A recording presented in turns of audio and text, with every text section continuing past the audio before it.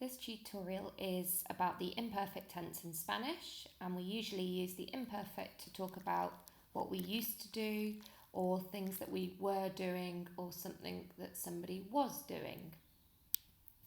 So just to recap the differences between the three main past tenses in Spanish at GCSE, we use the imperfect for repeated actions or continuous actions that happened in the past. So for example, mi familia y yo visitábamos México todos los años. My family and I, we used to visit Mexico every year. So because it was every year, it was a continuous or repeated past action. We used to do it, we were doing it continuously. So for that reason, we use the imperfect. The most common past tense in Spanish at GCSE would be the preterite, which we use to describe a one-off action in the past. For example, mi familia y yo visitamos México el año pasado. My family and I visited Mexico last year. So this is a one-off action. It happened last year. The time frame has finished. And the other past tense, which is probably the least common of the three, is the perfect tense, and we would use that to describe a past action which is in an ongoing time period. So, mi familia y yo hemos visitado México este año. My family and I, we have visited Mexico this year. So we have done it, but this year hasn't yet finished. So for that reason, because the time period is still continuing, we use the perfect tense to say we have done it. But this tutorial is focusing on the imperfect. So please check out my preterite and perfect tense tutorials if you would like more information on how to form those tenses. So looking at the imperfect, talking about what we used to do or what we were doing repeatedly or continuously in the past. How do we form the imperfect? Well, it's actually a lot more straightforward than the perfect and the preterite. It's probably the easiest of the three tenses to form. You've got your AR verb endings. So just like we said for the preterite tense, you would take your infinitive, for example, hablar, take off the AR ending and then put on your new endings. So for AR verbs, we use the endings in red. Aba, abas, aba, abamos, abais, aban. So the verb hablaba means I used to speak or I was speaking. The verb hablabas, you used to speak or you were speaking. Hablaba, he used to speak, she or he was speaking. Hablábamos, we used to speak or we were speaking. Hablabais, you plural used to speak or you plural were speaking. And the last one, hablaban, they used to speak or they were speaking. So your 6 different conjugations. And just like in the preterite, the ER and the IR verb pattern is the same. So you only have to learn one more verb pattern, which is great. So for ER and IR regular verbs, you would use these endings. Ia, ias, ia, iamos, iais, ian. And if you've studied the conditional tense, talking about what you would do in the future, you'll notice that the actual pattern is the same as what we use in the conditional tense.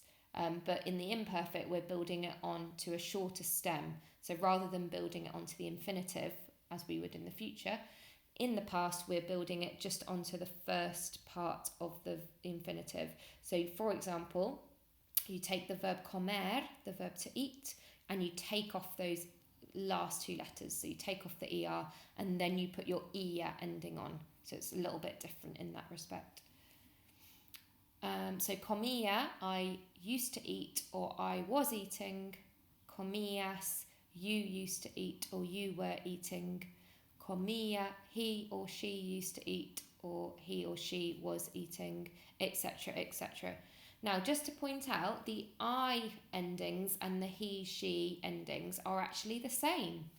So if somebody says to you, hablaba, you wouldn't know if they were saying I was speaking or he was speaking or she was speaking. But obviously, usually we've got more context. So from the rest of the sentence or the context of what they're saying, you would probably be able to work it out. And like all tenses in Spanish, there are some irregular verbs. Luckily, there are only 3 irregular verbs to learn for the imperfect tense.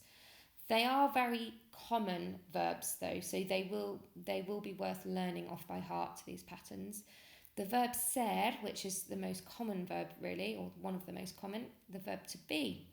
And we used the verb ser to talk about a more permanent characteristic.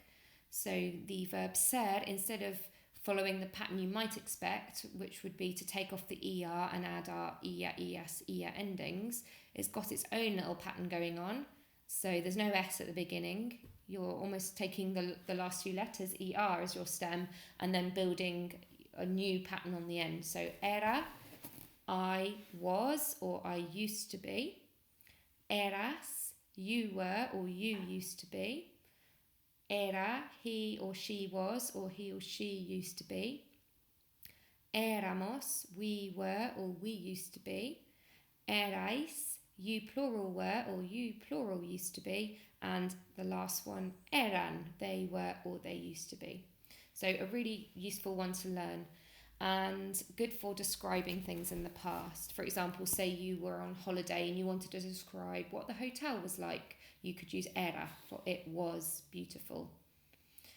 Okay, the next irregular is the verb ver. Another really important verb, means to see or to watch. This one's actually really straightforward to learn because it's essentially the same as the er verb pattern in the regular verbs. The only difference here is that instead of taking off the er and putting your endings on, you're actually only taking off the r. So you're keeping the e in the stem all the way through. Veía, veías, veía, veíamos, veíais, veían. I think the hardest thing about this one is the pronunciation. So veía would translate into English as I was watching or I used to watch. And the final irregular verb for the imperfect tense is the verb ir, which of course is another super important verb, and it means to go. And you would use this to talk about, you know, if you used to go somewhere when you were little, or if you used to go somewhere every year, repeatedly or continuously, as opposed to last year we went to Spain, because that's a one-off action. So again, it's got its own little pattern going on here. But you'll notice the end, the a, as, a, amos, ais, an is very familiar, and it's the same as the ser verb endings. So just make sure you kind of learn to put the be in the middle. Iba, I was going or I used to go. Ibas, you singular were going or you singular used to go. Iba, he or she was going or he or she used to go. Íbamos, we were going, we used to go. Ibais, you plural were going, you plural used to go. And finally, iban, they were going, they used to go. So that's it really, that's how you form the imperfect. It's a lot more straightforward. There's only a couple of irregulars to be aware of, and no tricks really with this one. So here are some exercise to have a little go at if you want to pause the video and have a go at practicing conjugating the verbs that are in brackets according to the person, and then I'll go through the answers. So here are the answers to the exercise. The first one, nosotros bebíamos leche cada mañana. So I'm going to translate these into English as well, so you understand how you would use them and how you would explain it in English.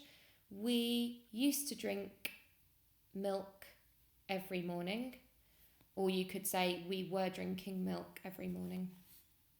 Number 2, ellos mandaban mensajes a sus amigos. So in English we would say they used to send messages to their friends, or they were sending messages to their friends. And number 3, tú vivías en el campo is a question, but you just conjugate it exactly the same way. So all of these verbs are regular so far. And I would translate that as, did you used to live in the countryside, or were you living in the countryside? Question 4, ella hablaba con el presidente. She was speaking with the president, or she used to speak with the president. Question 5. Mi familia y yo viajábamos a Italia cada año. So my family and I were travelling to Italy every year, or my family and I used to travel to Italy every year. Question 6. Yo tomaba una ducha cada noche. I used to take a shower every night, or I was taking a shower every night. Question 7. Los hermanos tenían un perro. So the brothers or the siblings, they used to have a dog.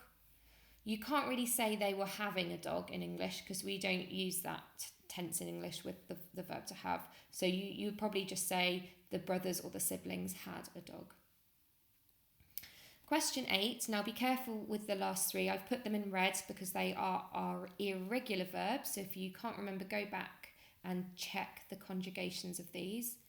Number 8. Ella era estudiante de medicina. So she was a medical student or a student of medicine. You can say she used to be as well, but you probably again wouldn't use she was being a medicine student, because in English we don't use the verb to be with was doing something. So I would just say she was or she used to be. Question 9. Vosotros veíais las películas de terror. You plural were watching the horror films, or you plural used to watch the horror films. Be careful, make sure you keep the E in the infinitive before you conjugate, because that one is slightly irregular. And then finally, number 10, él iba a los Estados Unidos todos los años. He used to go to the United States every year, or he was going to the United States every year. And so I hope that one was helpful, and remember to have a look at the preterite tense and the perfect tense tutorials as well if you want more help on the other past tenses that you need to know for your Spanish GCSE.